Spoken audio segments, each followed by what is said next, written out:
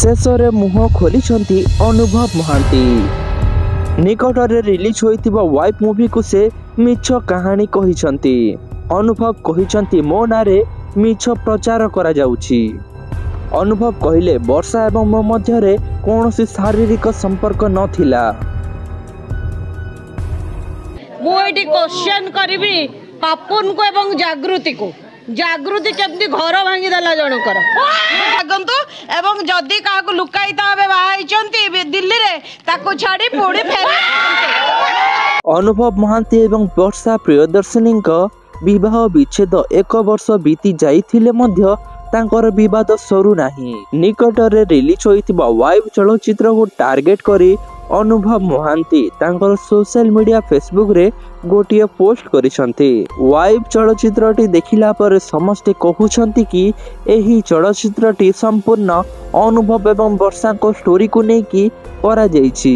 सत्य कहानी बोली समस्त कहउछंती आपण तो तांका सहित बहुत मूलर जड़ित दुई जनक सहित आपण को माने कोन कहया चाहे देखंतु पिछले फिल्म देखला पर देखंतु वर्षा संगे जा हेछि से वर्षा जानिथिबो हम जानिनु बट फिल्म देखला पर मते 80% सत लागिला।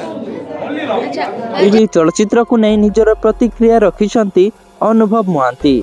से निज सोशल मीडिया फेसबुक रे पोस्ट करिकी कहिसंती कि स्वच्छता एवं निरपेक्षता को गुरुत्वपूर्ण देउथिबा व्यक्ति भाबरे मो अनुभव महांती शांतिपूर्ण तथा सर्वसाधारण लाइव आलोचना पाई मिस वर्षा प्रियदर्शनी को एक आंतरिक एवं खोला निमंत्रण प्रदान करुछि। यह ध्यान देवा जरूरी जे मो विरुद्ध रे निर्दयता एवं विवाह को नष्ट न करिबा कारणरू मो 1 वर्षरू अधिक समय पूर्वरू छाड़पत्र मामला रे जीती थिली। कारण आम मध्यरे कोनोसी शारीरिक संपर्क नथिला। कारण आपण एहा को केबे अनुमति देई नथिले। एही सत्यटी पूर्वरू स्थापित होई सारिछि।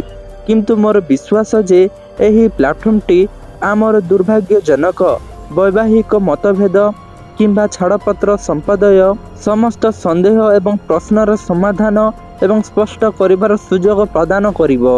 आपनकु एही चलचित्र माध्यम रे मिथ्या अभियोगर चित्र करिबा को पड़िबो नाही। जनसाधारण भावरे जो माने आमर प्रशंसक एवं अनुसरणकारी पई उत्तरदायी यह केवल उपयुक्त जे सत्य को संपूर्ण रूप उपस्थापना करिबा पई आमे एक सम्मानजनक संकल्प रे जड़ित।